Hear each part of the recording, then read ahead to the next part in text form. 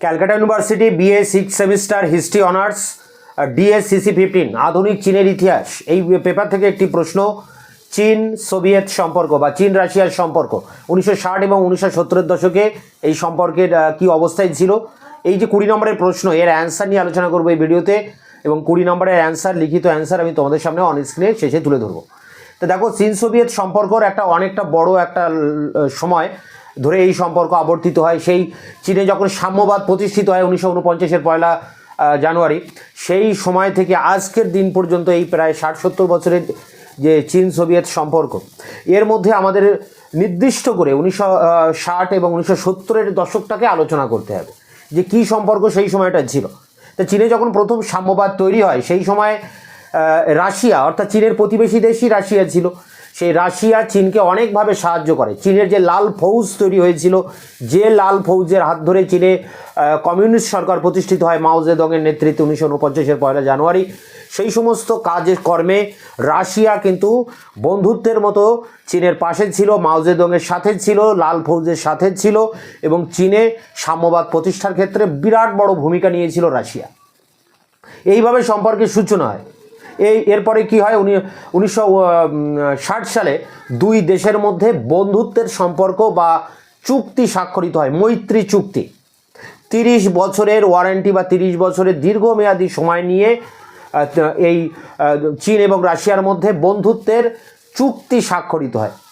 ফলে রাশিয়া কি করে, চীনকে 300 কোটি ডলার ঋণ দেয় সহজ শর্তে, এবং রাশিয়া থেকে অনেক টেকনিশিয়ান, প্রযুক্তিবিদ, অর্থনীতিবিদ, রাজনৈতিক পরামর্শদাতা তারা চীনে আসে এবং চীনকে সাহায্য করে বিভিন্নভাবে। রাশিয়ার হাতে চীনের পোর্ট আর্থার বন্দর ছিল। আবার রাশিয়া তৈরি করেছিল একটা সময় মাঞ্চুরিয়া রেলপথ। এই পোর্ট আর্থার বন্দর, মাঞ্চুরিয়া রেলপথ, এ সব কিছুই রাশিয়া এই সময় চীনকে ফিরিয়ে দেয় বন্ধুত্বের স্বীকৃতি স্বরূপ। ফলে একটা সুন্দর মৈত্রী সম্পর্ক তৈরি হয়। এই 1950 সালে এই চুক্তিটা হয়েছিল 30 বছরের দীর্ঘমেয়াদী পরিকল্পনায়। এরপরে 7 বছর যাওয়ার পর 1957 সালে এই সম্পর্কের ফাটল ধরে।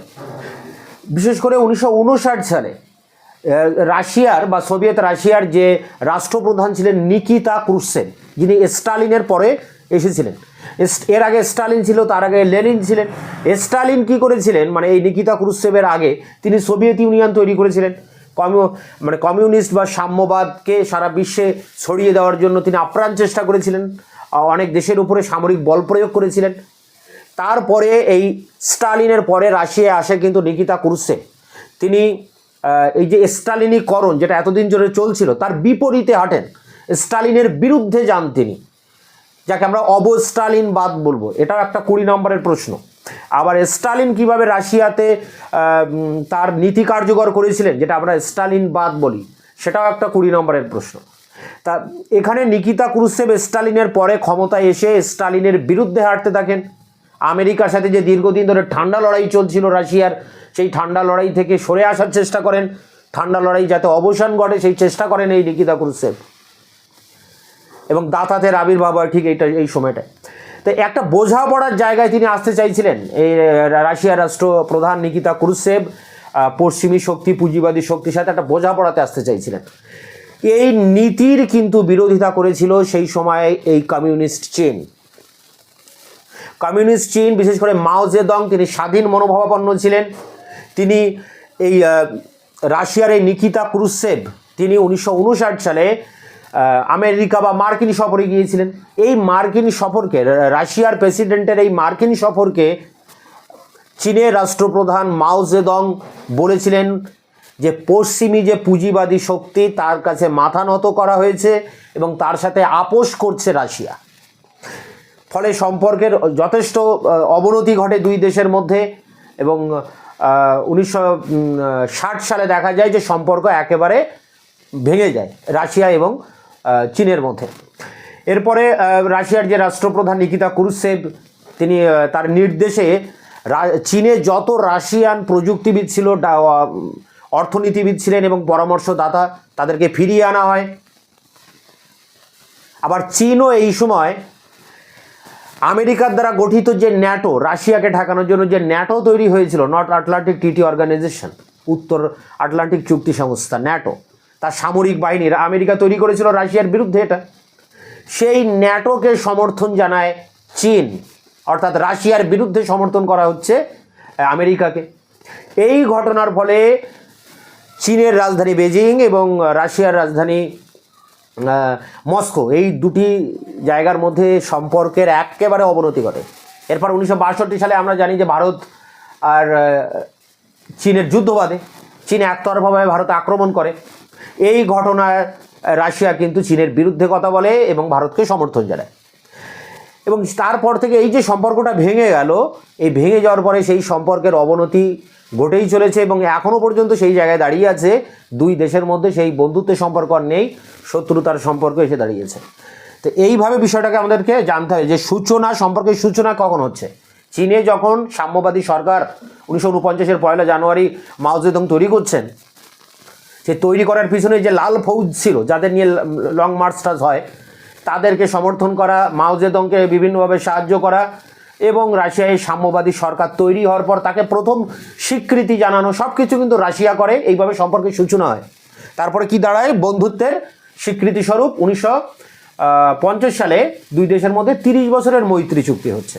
সেখানে আমেরিকা প্রচুর পরিমাণ $300 কোটি সেখানে ঋণ দিচ্ছে, পোর্ট আর্থার বন্দর, মাঞ্চুরিয়া রেলপথ এগুলোকে ফিরিয়ে দিচ্ছে চীনকে। চীনে প্রযুক্তিবিদ, অর্থনীতিবিদ এবং রাজনৈতিক পরামর্শদাতা পাঠিয়ে তাদেরকে সাহায্য করছে।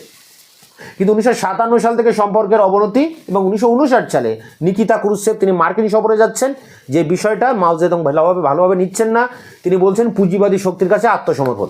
সম্পর্কের অবনতি ঘটছে, ন্যাটোকে সমর্থন করে বসছে চীন, যার ফলে রাশিয়ার সাথে চীনের একেবারে দীর্ঘস্থায়ী সম্পর্কের ভাঙন দেখা দিচ্ছে, যে সম্পর্ক এখনও ভেঙে রয়েছে।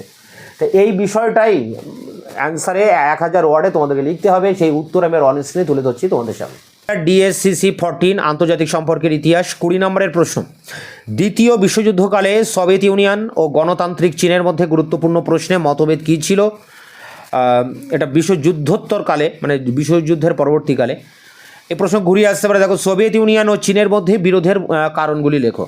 বা প্রশ্ন আরও অন্যভাবে আসতে পারে, 1950 ও 1960-এর দশকে চীন সোভিয়েত সম্পর্ক নিরূপণ করো। তো এর উত্তরটা যেভাবে লিখবে দেখো, 1917 সালে রাশিয়ার বলশেভিক সরকার প্রতিষ্ঠিত হয়।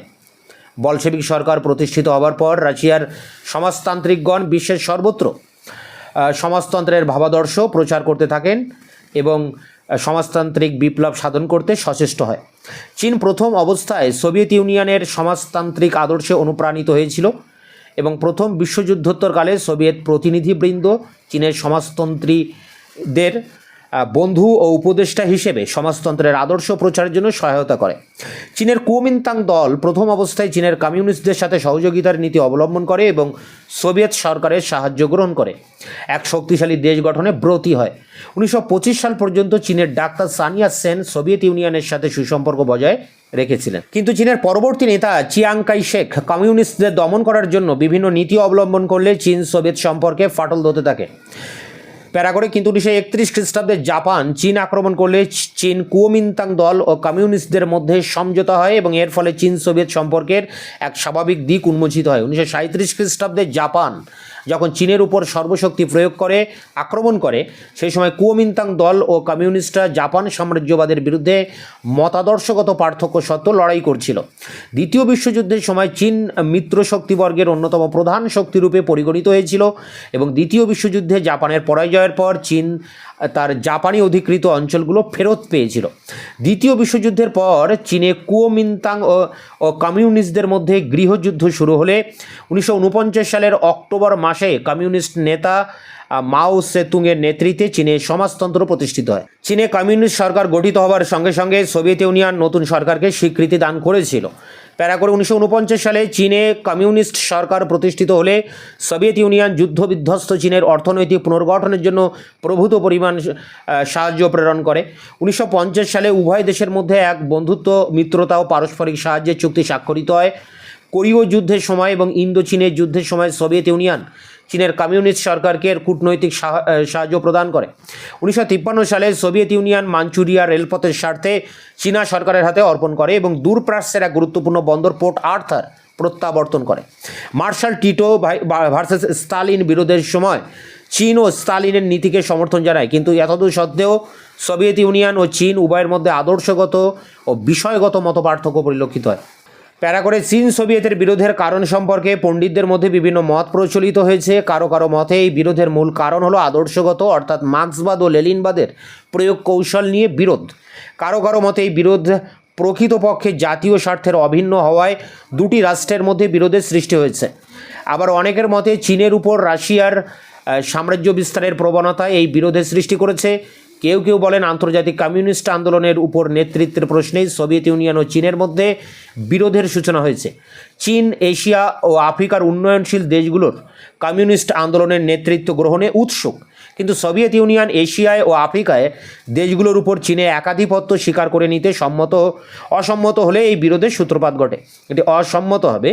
যাই হোক, দ্বিতীয় বিশ্বযুদ্ধোত্তরকালে চীন ও সোভিয়েত ইউনিয়নের মধ্যে বিভিন্ন বিষয়কে কেন্দ্র করে মত পার্থক্য তীব্র আকার ধারণ করেছিল। প্যারা করে 1953 সালের মার্চ মাসে স্টালিনের মৃত্যুর পূর্ব পর্যন্ত চীন সোভিয়েত ইউনিয়ন সম্পর্ক মোটামুটি বন্ধুত্বপূর্ণ ছিল, কিন্তু স্টালিনের মৃত্যুর পর 1954 খ্রিস্টাব্দে বুলগানিন ও ক্রুশ্চেভ পিকিং পরিদর্শন করতে যান এবং উভয় দেশের মধ্যে অর্থনৈতিক সহযোগিতার ক্ষেত্র আরও বৃদ্ধি করার প্রতিশ্রুতি দেন। কিন্তু 1956 সালে সোভিয়েত ইউনিয়ন কমিউনিস্ট পার্টির 20টি অধিবেশনে ক্রুশ্চেভ স্টালিনের বিরুদ্ধে বিভিন্ন অভিযোগ উত্থাপন করেন এবং তার নীতির তীব্র বিরোধিতা করেন। সেই সময় পিকিং প্রকাশ্যে ক্রুশ্চেভের নীতির সমালোচনা না করলেও পরবর্তীকালে চীন সোভিয়েত কমিউনিস্ট পার্টির এই অধিবেশনকেই চীন সোভিয়েত বিরোধের সূচনা বলে বর্ণনা করে। প্রকৃতপক্ষে স্টালিন বিরোধী নীতি ঘোষণা করার পূর্বে অন্যান্য দেশের কমিউনিস্ট নেতাদের সঙ্গে ক্রুশ্চেভ আলোচনা না করায় চীনের মাও সেতুং ক্ষুব্ধ হন, কারণ রাশিয়ার স্টালিন বিরোধী ঘোষণা আন্তর্জাতিক কমিউনিস্ট আন্দোলনের উপর রাশিয়ার একচ্ছত্র আধিপত্য চীনের কমিউনিস্ট পার্টি ও মাও সেতুং মেনে নিতে প্রস্তুত ছিলেন না।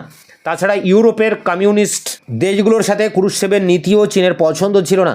1956 খ্রিস্টাব্দের শেষ দিকে পোল্যান্ড ও হাঙ্গেরিতে বিদ্রোহ দেখা দিলে রাশিয়া সামরিক বাহিনী প্রেরণ করে দুটি দেশকে নিয়ন্ত্রণে রাখার ব্যবস্থা করেন। চীন হাঙ্গেরির অভ্যুত্থানকে প্রতি বিপ্লবী আখ্যা দিলেও সামরিক হস্তক্ষেপের সমালোচনা করে। প্যারা করে 1957 সালের নভেম্বর মাসে রুশ বিপ্লবের 10তম বার্ষিকী উপলক্ষে মস্কোর অধিবেশনে মাও সেতুং উপস্থিত ছিলেন এবং এই অধিবেশনে চীন সোভিয়েত বিরোধের কারণগুলো স্পষ্ট হয়ে উঠতে শুরু করে। এই অধিবেশনে প্রকাশ পায় যে রাশিয়া ও চীন উভয় রাষ্ট্রই মার্ক্সবাদ ও লেনিনবাদের উপর প্রতিষ্ঠিত হলেও বিভিন্ন বাস্তব সমস্যা সম্বন্ধে তাদের সিদ্ধান্ত পরস্পর বিরোধী। রাশিয়া যুদ্ধ ছাড়াই শান্তিপূর্ণ পদ্ধতিতে সমাজতন্ত্র স্থাপন হবে বলে মনে করলেও চীন ঘোষণা করে যে সাম্রাজ্যবাদের সঙ্গে যুদ্ধ না করে সমাজতন্ত্র প্রতিষ্ঠা অসম্ভব। শান্তিপূর্ণ সহাবস্থানের ভিত্তিতে মার্কিন যুক্তরাষ্ট্রের সঙ্গে রাশিয়া সুসম্পর্ক স্থাপনের চেষ্টা করলেও চীন তাকে ফ্যাসিবাদ লেনিনবাদের বিরোধ বলে মনে করে। প্যারাগর 1957 সালের নভেম্বরে সম্মেলনের পর রাশিয়া ও চীনের মধ্যে মতবিরোধ আরও স্পষ্টভাবে প্রকাশ পেতে থাকে। 1958 সালে রাশিয়া যুগোস্লাভিয়ার সঙ্গে সম্পর্কের উন্নতির জন্য চেষ্টা শুরু করে, কিন্তু চীন যুগোস্লাভিয়ার শোধনবাদী নীতির তীব্র সমালোচনা করে। 1960 সালের জানুয়ারি মাসে রোমে অনুষ্ঠিত কমিউনিস্টদের বিশ্ব শান্তি কাউন্সিলের কার্যকরী সমিতির অধিবেশনে রাশিয়া চীনের মনোভাবের নিন্দা করে। ওই বছরের এপ্রিল মাসে লেনিনের 90তম জন্মবার্ষিকী উপলক্ষে বিভিন্ন দেশের কমিউনিস্ট পার্টি মস্কোতে মিলিত হয় এবং সেখানে রাশিয়া ও চীন পরস্পরকে নিন্দা করে। 1960 খ্রিস্টাব্দে জুন মাসে বুখারেস্টে রোমানিয়ার কমিউনিস্ট পার্টির এক অধিবেশনে চীনের প্রতিনিধির সঙ্গে ক্রুশ্চেভের সরাসরি বাকযুদ্ধ শুরু হয় এবং তারপরেই আগস্ট মাসে চীনে নিযুক্ত রাশিয়ার সমস্ত ইঞ্জিনিয়ার ও অন্যান্য কারিগরকে দেশে ফিরিয়ে আনা হয়। 1960 সালের নভেম্বর মাসে মস্কোতে বিভিন্ন দেশের 81টি কমিউনিস্ট পার্টি তার নীতিকে জোর দিতে সমর্থন করে এবং বলেন যে সোভিয়েত পার্টির নির্দেশে তারা তাদের নীতির পরিবর্তন করবে না। আলবেনিয়ার বিরুদ্ধে অর্থনৈতিক ব্যবস্থা গ্রহণ করে এবং কারিগরি সাহায্য বন্ধ করে দেয়। চীন সোভিয়েত ইউনিয়নের এই নীতির তীব্র সমালোচনা করে। প্যারাগোর 1962 সালে যুগোস্লাভিয়ার সঙ্গে সম্পর্কের উন্নতির জন্য সোভিয়েত ইউনিয়নের রাষ্ট্রপ্রধান ব্রেজনেভ বেলগ্রেডে যান। চীন রাশিয়ার এই কাজের সমালোচনা করে। ওই বছরই চীন ভারত সংঘর্ষ শুরু হলে রাশিয়া চীনের নীতি সমর্থন করতে অস্বীকার করে।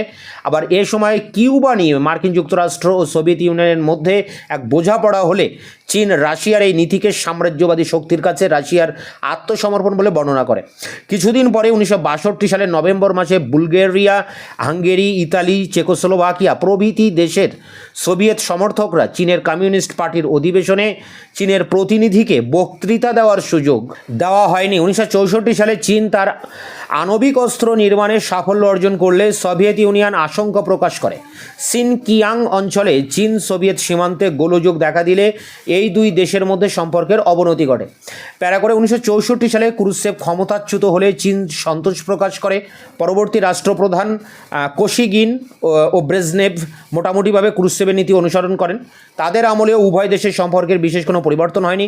ভিয়েতনামের যুদ্ধে এর ব্যাপারে উভয় দেশের মধ্যে মতবিরোধ দেখা দেয় এবং চীন প্রচার করে যে সোভিয়েত রাশিয়া উত্তর ভিয়েতনামকে বিশেষভাবে সাহায্য করতে উৎসাহী হয়।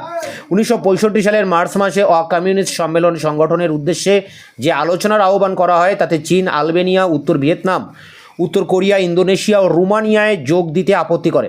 1968 সালে চীন সাংস্কৃতিক বিক্ষোভ প্রদর্শন করতে আরম্ভ করে। এর প্রতিবাদে রাশিয়া চীন থেকে রাশিয়ার ছাত্রদের স্বদেশে ফিরিয়ে আনে এবং চীনের ছাত্রদের রাশিয়া থেকে বহিষ্কৃত করে। এই ঘটনার ফলে উভয় দেশের মধ্যে সম্পর্ক আরও তীব্রভাবে তিক্ত হয়ে ওঠে। ওই বছরেই চেকোস্লোভাকিয়ায় রাশিয়ার হস্তক্ষেপের ঘটনাকে চীন সোভিয়েত সাম্রাজ্য স্থাপনের চেষ্টা বলে বর্ণনা করে। এদিকে 1969 খ্রিস্টাব্দে চীন সোভিয়েত সীমান্তে সংঘর্ষ শুরু হলে উভয় দেশের মধ্যে সম্পর্কের যথেষ্ট অবনতি ঘটে। 1971 সালে বাংলাদেশের মুক্তিযুদ্ধের সময় চীন পাকিস্তানকে সমর্থন করে এবং সোভিয়েত ইউনিয়ন বাংলাদেশ ও ভারতবর্ষকে সমর্থন করে। 1976 সালে চীনের মাও সেতুংয়ের মৃত্যু হলে সোভিয়েত কমিউনিস্ট পার্টি চীনের কমিউনিস্ট পার্টির কাছে গভীর সমবেদনা জানিয়ে এক বার্তা প্রেরণ করে, কিন্তু তা সত্ত্বেও চীন সোভিয়েত সম্পর্কের কোনো উল্লেখযোগ্য উন্নতি ঘটেনি। প্যারা করে এটি শেষ প্যারা। 1980 দশকের মাঝামাঝি সময় থেকে পুনরায় চীন সোভিয়েত সম্পর্ক স্বাভাবিক করার প্রচেষ্টা শুরু হয়। 1986 সালে চীনের সঙ্গে সোভিয়েত ইউনিয়নের ও পূর্ব ইউরোপের দেশগুলোর মধ্যে আলাপ আলোচনা শুরু হয়। 1989 সালের মে মাসে সোভিয়েত রাষ্ট্রপতি গর্বাচভ চীন সফরে আসেন এবং চীন সোভিয়েত সম্পর্ক পুনরায় স্বাভাবিক হয়ে ওঠে। সুতরাং দেখা যায় যে শুধুমাত্র আদর্শের মতপার্থক্যের জন্য কমিউনিস্ট দুনিয়ার দুই বৃহৎ শক্তি চীন ও রাশিয়ার মধ্যে বিরোধ দেখা দেয়নি। চীন ও রাশিয়ার মধ্যে অর্থনৈতিক পার্থক্য, বিশ্ব রাজনীতির অবস্থা সম্পর্কে দৃষ্টিভঙ্গির পার্থক্য ছাড়াও আরও অনেক কারণে এই বিরোধের সূচনা হয়। তো এই ছিল চীন সোভিয়েত সম্পর্ক বা চীন সোভিয়েত দ্বন্দ্বের কারণ, তার উপরে 20 নম্বরের কোশ্চেন অ্যান্সার। এটি সংগ্রহ করে পরীক্ষার প্রস্তুতি নাও। দেখা হচ্ছে অন্য ভিডিওতে।